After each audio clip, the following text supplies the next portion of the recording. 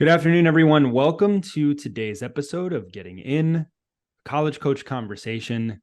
We are recording this just on the other side of October 1st, and it is scary season around here. I know a lot of people think that you have to wait until Halloween for things to start getting spooky, but for high school seniors who are applying to college, it is real right now. We are hoping that in today's show, we can help to make things a little bit more steady, give some assurances, and make sure that you are off on the right track with your college applications. Our final segment today, we're going to talk a little bit about just taking a pause and a breath at this point in time and making sure that you've got the right focus. We'll also talk a little bit about ED applications and how that might affect financial aid awards.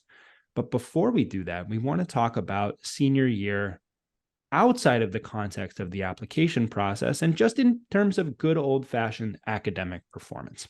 So joining me for our first segment is former admission officer from Carleton College, my colleague, Brian Swann. Hey, Brian, welcome to the show.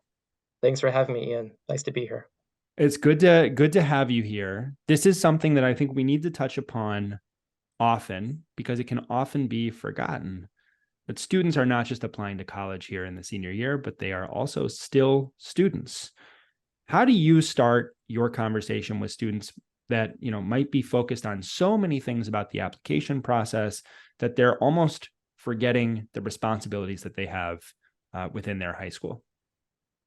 That's a great question.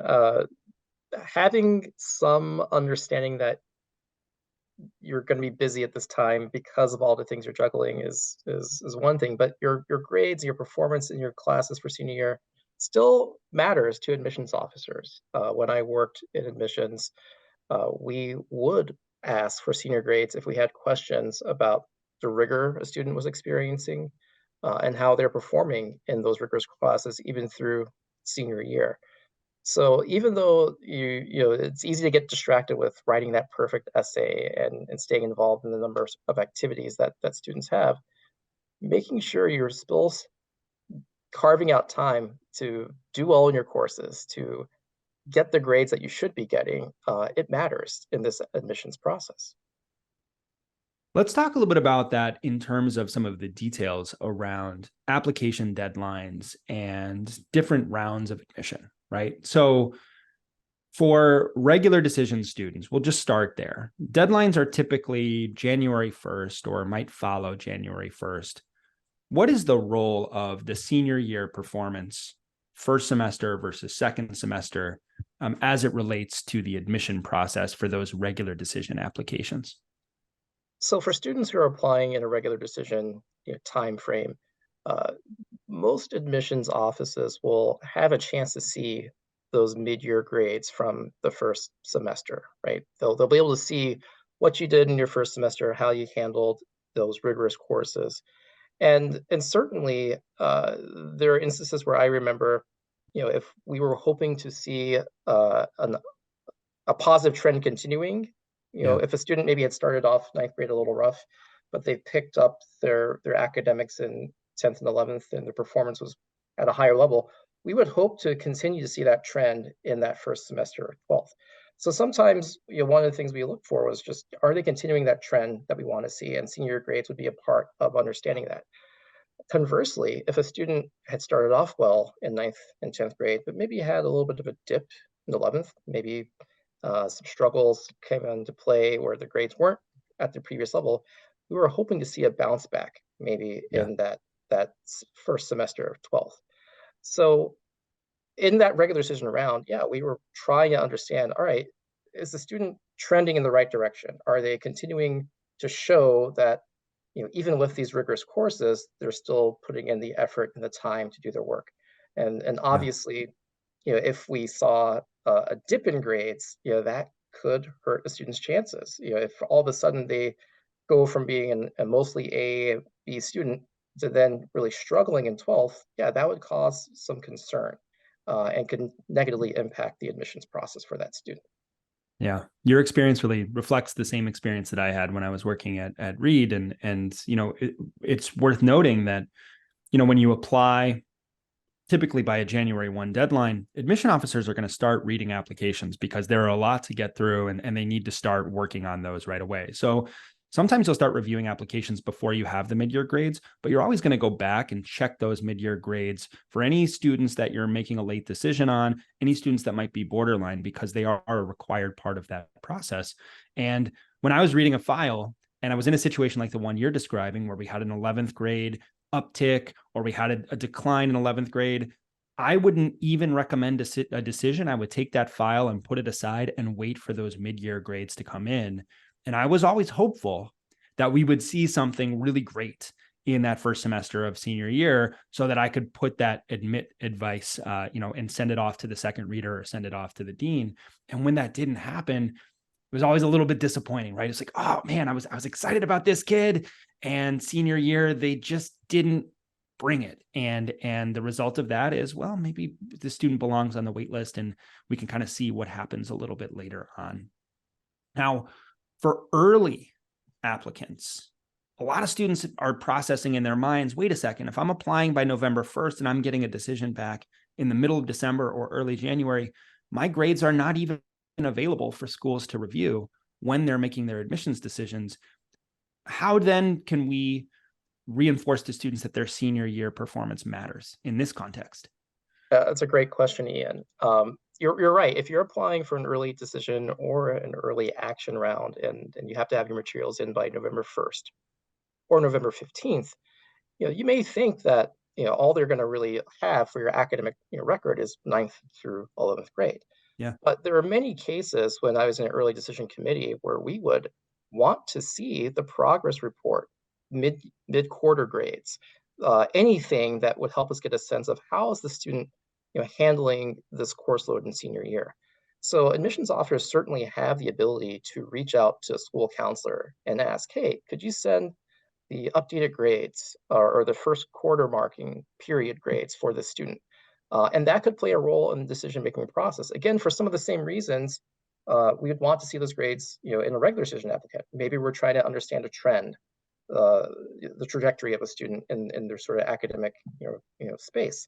So what you do in senior year matters, whether it's early decision or regular decision. And even in those early decision or early action rounds, admissions officers can reach out to your school and try to get a sense of how you're handling, how you're doing in those first marking periods. Just because, you know, especially that early decision round, it's competitive. Even though it's maybe fewer people applying in those rounds, it's still going to be competitive, and you still want to make sure that students are upholding their end of the deal in that academic experience. It's hard to go unnoticed in an ED round. I think even more so than regular decision. And I don't know if this was the case when you were at Carleton, but we would committee every single early decision applicant when I was at Reed, just because, first of all, it was an opportunity to celebrate students we were really excited by. It got us excited as admission officers about the work that we were doing. Secondly, it allowed us the opportunity to calibrate with one another so we could see the strength of different applicants and present them and get comfortable so that as we headed into regular decision, we wouldn't need to committee as many students. And in that committee process, you're presenting students and you have to, in some ways, defend students, right? You get questions from your colleagues that'll say, wait a second, there's a little downtick in 11th grade marks. What's going on with the senior year? Have we gotten anything from the counselor? And typically, as someone who's presenting a file that you're advocating for, you want to go to that counselor and make sure that you can tie up those loose ends and say, how is this student performing in 12th grade so far? Because we're taking a good hard look at their application. I think a lot of students don't understand that it's that level of detail. Is that consistent with what your process looked like at Carleton? Yeah, certainly. At Carleton, we would want to understand the full depth of the applicant pool in that early decision space. So yeah, every applicant got reviewed, individually by the territory manager as well as then maybe a second reader, but then went to the full committee review process. So yeah, you'd be presenting an applicant and you'd want to understand the context of what was going on, and anyone in the room had the chance to kind of poke and prod as an application was being presented. So if they felt something needed to be explained a little further, yeah, you'd want to be able to reach out to that school counselor and get that information. And certainly there are times where, yeah, you'd get the information you hope to receive. It confirmed that sort of feeling that, yes, we can admit this student, feel good about it.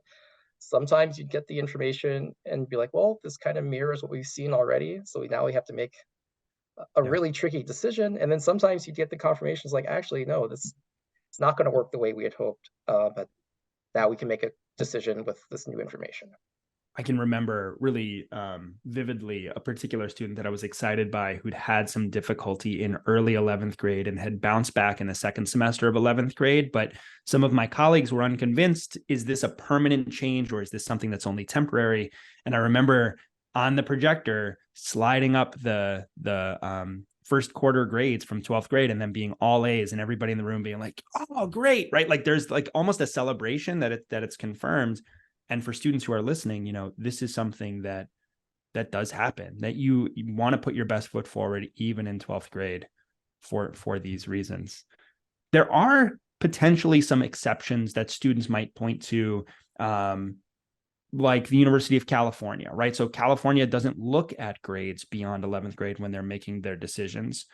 But we still don't want students to take their foot entirely off the gas for a number of reasons. Can you help students to understand that even if your application is to a public university that's not going to look at those 12th grade marks, that there still is some importance in your performance in that senior year? Yeah, I mean, I think like you said, Ian, every school is going to view these different marks, or they're going to view these marks in ways that differ from school to school. Yeah. But for those students who are aiming for those larger public institutions where maybe 12th grade marks aren't part of the decision making process, um, it still matters that you perform at a high level because one of the unfun parts of my job when I worked in admissions was having to reach out to students who we admitted who had tanked their senior year, right? Yeah. So maybe we admitted student in early decision, and we had those grades that we had hoped we would see. But then if we got the final transcript and there's a big discrepancy in what they had been showing us to where they were now, I would have to potentially reach out to them and let them know that they may be on academic probation. And that was never a fun thing to do, but it happened every year. There'd be one or two students who got senioritis and essentially started performing in a way that wasn't to our standard, and we had to let them know that and make sure that when they were coming to our institution that they would get it off on a good start. So every school is going to handle this differently, but know that you're when you're applying, you're essentially you want to follow through and show that promise that you exhibited in your application. Staying consistent, finishing strong. That's a skill that is not only good for this admissions process, but it's me good for your future endeavors. I had a student a couple of years ago who was admitted to an Ivy, and he was a great applicant, really talented kid, leader, and had just a couple of B's in the second semester of 12th grade. And so when he sent his confirming transcript over to this Ivy, they responded with, "Hey, what's going on? You've been all A's until now. You got a couple of B's." And it put him on high alert. He had an explanation for why this was the case. In fact, one of those classes, I don't think anybody earned an A in the class. So he was able to give them an explanation and everything was fine. But that is also like a really scary moment Yep, that he had to go through, which was like, oh my gosh, am I in trouble, or am I threatening my chances for admission here? And what are my contingency plans? And you don't want to put yourself in that position, right? You want to finish strong, exactly. and maintain those consistent habits even through the end of that year, so that you can start off on the right foot with your senior year. Brian, there are a lot of things students are doing for applications. We, of course, want them to focus on their grades. I think sometimes students might get into a situation where they start thinking about, what are some things that I can add to my application? Like, it's late, but I've still got 3 weeks. I got to do more stuff. What advice do you give to students who are starting to look around beyond the academics, beyond the essays, and say, what else can I put in my application to support my candidacy? That's a fantastic question, and I think every admissions office would treat additional new things in different manners, right? If you're just adding a club just to add a club, it's usually not going to help you in this admissions process. That's But right. if you're doing something that's genuine, that is a thing you want to explore, and you're excited to share that, you should pursue those things, right? I mean, I think part of this admissions process is not just trying to do things that boost your resume every single time, but really, hopefully, you're also doing some things that bring genuine enjoyment, genuine passion. Because at the end of the day, that's what a lot of admissions offices want to see. So if you add something that is new or different, don't do it just to boost your resume, do it because you actually want to do those things. That's right. And I think that authenticity really comes through very clearly because the rationale for doing it, the description that you offer when you put it in your application feels that much more genuine, as opposed to, I joined the racquetball club and I'm now doing this for an hour a week.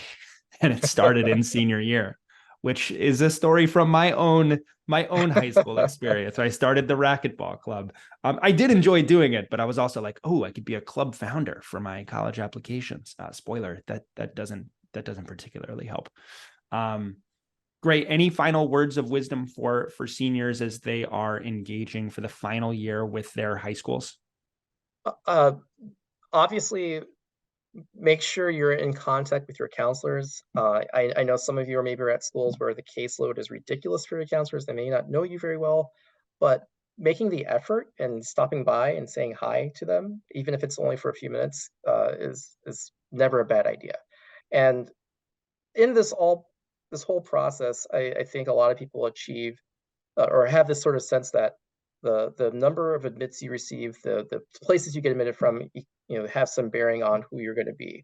But this is just a start for you all. So know that regardless of the decisions you receive, this is not the end. This is really the beginning. And regardless of where you end up enrolling, you still have a lot of great years ahead of you, regardless of where you enroll.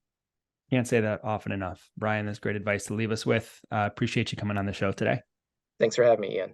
You got it. When we come back, we're going to talk about college finance and scholarships for ED applicants. So if you're looking at an ED school this year, you won't want to miss it. We'll be right back.